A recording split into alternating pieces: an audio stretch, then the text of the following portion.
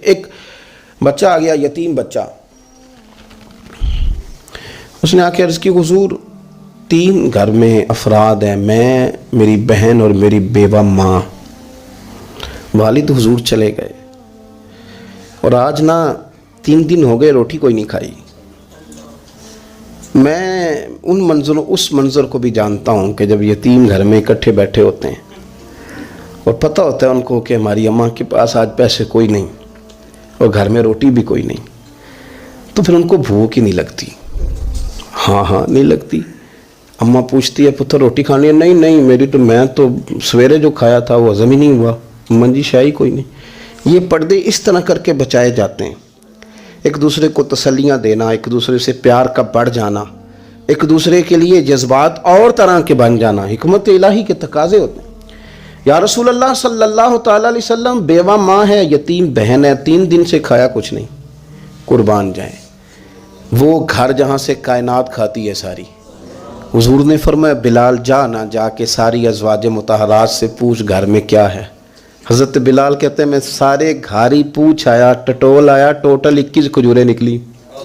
یہ 2 جہاں کے شاہ ہیں اور پاس کچھ رکھتے نہیں، 2 جہاں کی نعمتیں ہیں، ان کے خالی ہاتھ میں حضور کے سارے گھر کو میں ڈھونڈ 21 کھجوریں نکلی تو لا کے میں نے پیش کر دی، تو حضور نے ڈائریکٹ اس کو نہیں دی، نبی پاک نے اپنے ہاتھ پہ رکھ لی اور کہتے ہیں پھر حضور نے نا اپنا منہ مبارک قریب کیا کھجوروں کے۔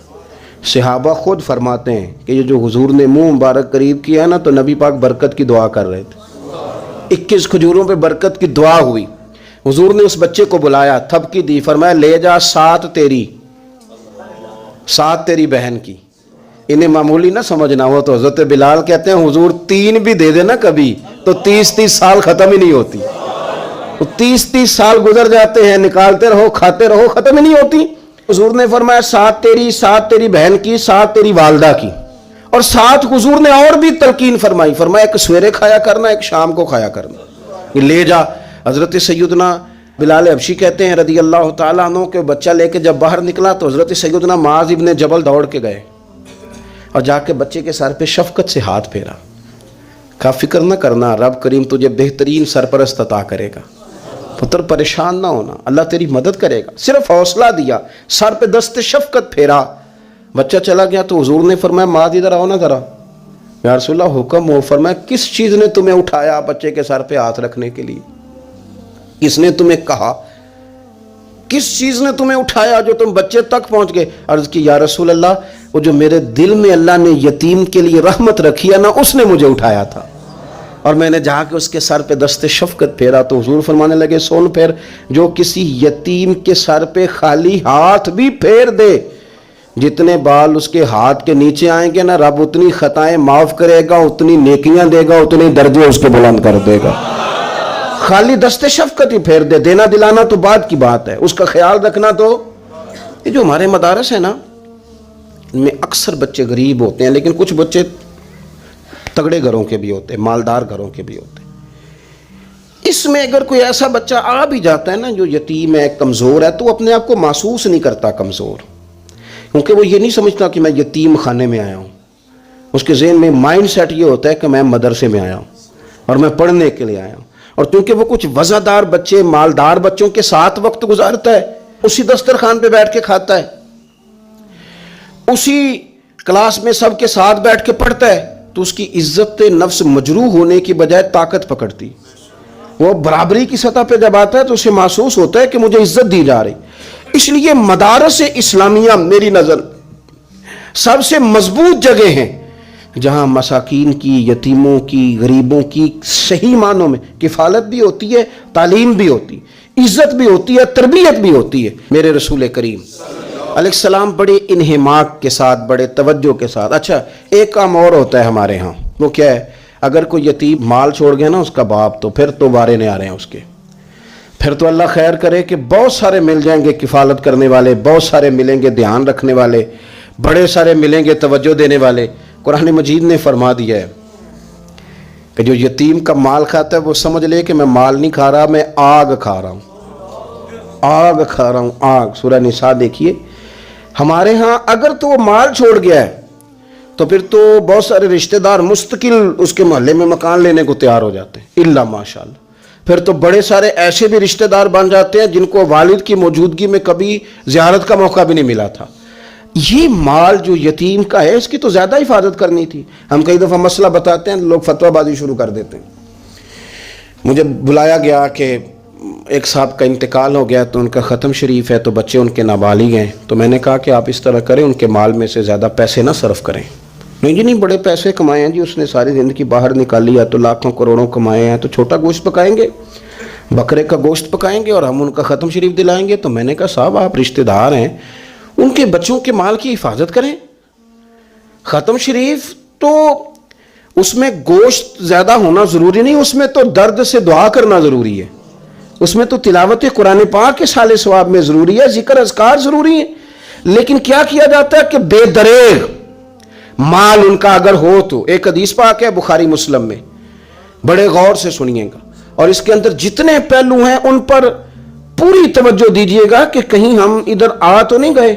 رسول پاک صلی اللہ علیہ وسلم نا ہمارے لیے سب سے بڑے حکیم ہیں، سب سے زیادہ حکمت حضور نے ہمیں بتلائی ہے کہ اس رستے چلو گے تو بچو گے، اس رستے جاؤ گے تو ہلاک ہو جاؤ گے. نبی کریم علیہ السلام نے فرمایا، بخاری مسلم ہے، فرمایا 7 ہلاک کرنے والی چیزوں سے بچنا، اگر ان میں تم چلے گئے تو ہلاک ہو جاؤ گے. 7 چیزیں ہیں جو تمہیں ہلاک کر دیں گی، برباد ہو جاؤ گے، تباہ ہو جاؤ گے، ہلاکت کا سفر ہے یہ.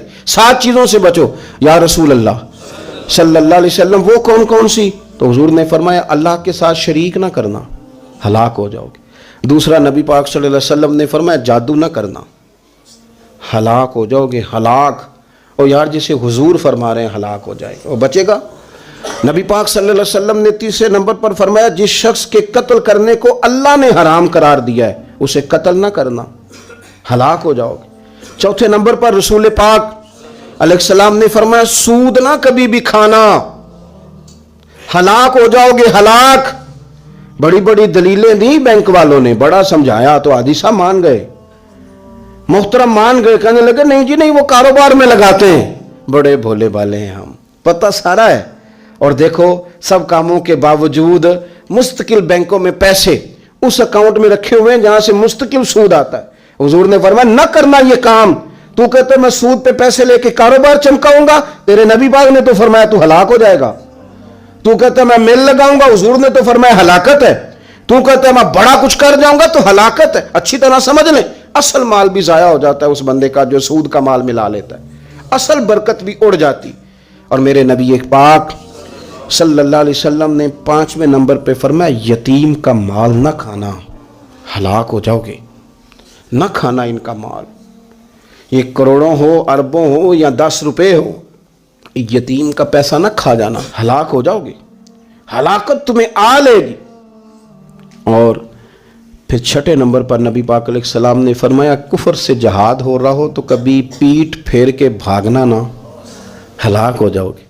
اور 7ویں نمبر پر اللہ کے رسول نے فرمایا بے قصور اور بے گناہ عورت پر تہمت نہ لگانا، بلا وجہ بہو کے کھاتے نہ کچھ ڈال دینا، بلا وجہ بھابھی اور بیوی اور کسی بھی خاتون پر کوئی الزام بے قصور عورت پر بہتان نہ لگانا. مار مار کے ایک شخص نے بحال کر دیا بیوی کو اور بعد میں پتا چلا کہ جی مجھے شک ہے تویز کراتی ہے. کیا آپ کی سوچ ہے؟ مسلمان اللہ کو ماننے والا اور اس باتوں پر الزام لگائے گا تویز کرا کے لاتی. بے قصور عورت پر بہتان، یہ ایک تو بات ہے اسے مارنا، اور ایک یہ ہے کہ کوئی تکلیف دینا، اور ایک خالی اتنی بات کی کہ بہتان بھی نہ لگانا، اس پر الزام نہ لگانا. یعنی تم نے صرف بے قصور عورت پر الزام ہی لگایا تو حضور فرماتے ہیں ہلاک ہو جاؤ. یہ ہلاکت والا کام ہے. لیکن ہم بغیر سوچے سمجھے کہہ دیتے ہیں اس نے کہا ہے، اس نے کیا ہے، یہ کرتی ہے، یہ کام نہیں کریں. یہ 7 وہ چیزیں ہیں جو ہلاک کر دیں گی. نبی پاک صلی اللہ تعالیٰ علیہ وآلہ وسلم فرماتے ہیں میں نا جنت کا دروازہ کھولوں گا تو ایک عورت کو نا میں سبقت لے جاتے ہوئے دیکھوں گا، یعنی وہ جلدی سے جنت میں داخل ہو رہی. یا بعض شارحین کہتے ہیں کہ حضور داخل ہوتے ہی سب سے پہلے اس کا چہرہ دیکھیں گے. حضور فرمائیں گے تو پہلے ہی آ گئی بی بی جنت میں، حضور نے دروازہ کھولا تو جلدی سے نظر آئی، تو پہلے آ گئی. سب نے لکھا ہے کہ اس عورت کی شان یہ ہے کہ سب سے پہلے جنت میں گئی. میں نے حدیث پڑھی تو میں نے نیچے حاشیے میں لکھا، میں نے کہا میرا خیال یہ ہے کہ اس کی زیادہ شان یہ ہے کہ جنت میں اس کی سب سے پہلی ملاقات مدینے والے محبوب سے ہو گئی۔ یہ دیکھو کتنی بڑی شان۔ حضور فرمانے لگے تو کیسے پہلے آ گئی، کون ہے تو؟ تو وہ کہنے لگی حضور میں بیوہ ہوں، میرے بچے یتیم تھے، میں نے ان کی خاطر نہ بیٹھی رہی، میں نے نکاح نہیں کیا، میں نے ان یتیموں کی پرورش کی، بیوہ بن کے زندگی گزار دی، ان یتیموں کے لیے بیٹھی رہی۔ اس کو جائز ہے، یہ کر سکتی تھی، لیکن اس نے سوچا کہ میں ان کی نگہبانی یتیموں کے لیے بیٹھی رہی۔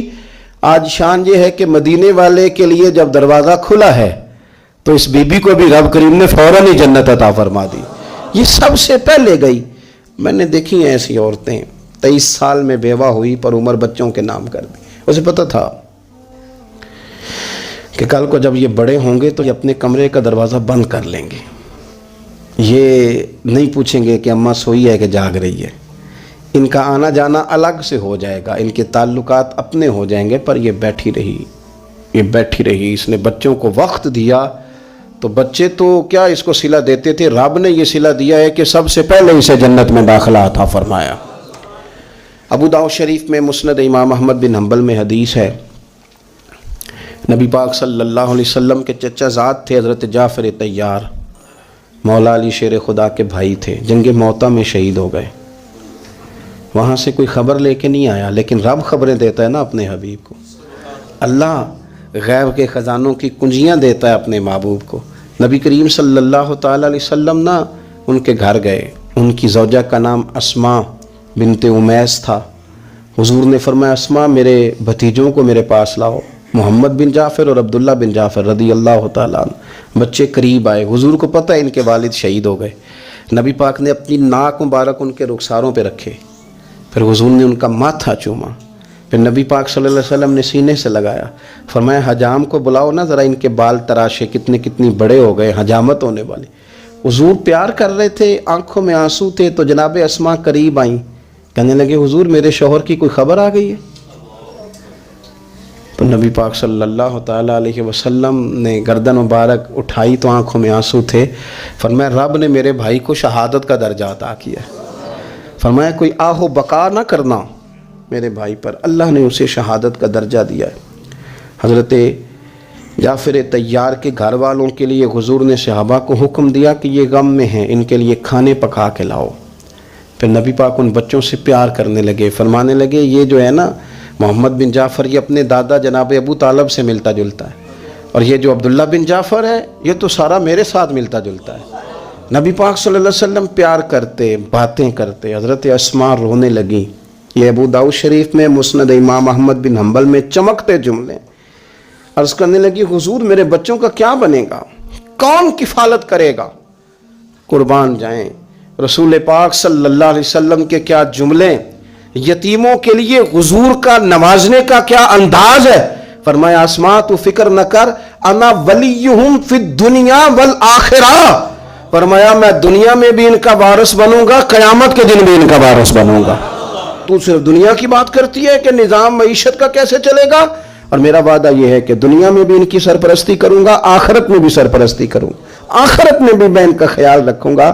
آپ غور تو فرمائیں، توجہ تو کریں کہ اس قدر زیادہ حضور کا انہماک اس طبقے کے ساتھ ہمیں اپنے دائیں بائیں عزیزوں میں، رشتہ داروں میں، دوستوں میں، علاقہ میں، پڑوسیوں میں، محلے داروں میں دیکھنا چاہیے۔ یہ بچے بیچارے میں نے دیکھا ہے ان کے بگڑنے میں اصل بات یہ ہوتی ہے کہ کوئی مخلص ہو کے سرپرست نہیں بنتا۔ آگے بڑھیں، اپنی اپنی خدمات پیش کریں، اور جس طرح ہمارا بچہ بگڑ جائے تو ہم اس کے لیے پوری کوشش کرتے ہیں، جد و جہد کرتے ہیں، حالات، واقعات، پس منظر، پیش منظر کا جائزہ لیتے ہیں کہ کون سے اسباب اختیار کیے جائیں تو یہ ٹھیک ہو سکتا ہے۔ وہ ساری چیزیں ان کے لیے بھی ہمیں اختیار کرنی چاہیے، اور یہ بچے اگر احساس ذمہ داری پکڑ جائیں، جو وارث سے محروم ہو جاتے ہیں، یہ اگر احساس ذمہ داری پکڑ جائیں تو پھر یہ قوموں کی قیادت کرتے ہیں، پھر یہ بہت بڑے جانباز ثابت ہوتے ہیں، پھر یہ اپنے گھر گھرانے کا نہیں، یہ ملتوں کے، قوموں کے لیے مشعل راہ بنتے ہیں۔ لیکن شرط یہ ہے کہ ہم ان کے لیے اپنے دلوں کو کشادہ کریں، سینوں کو وسیع کریں، اللہ کریم سمجھنے کی توفیق عطا فرمائے۔ آخر دعوانا ان الحمدللہ رب العالمین۔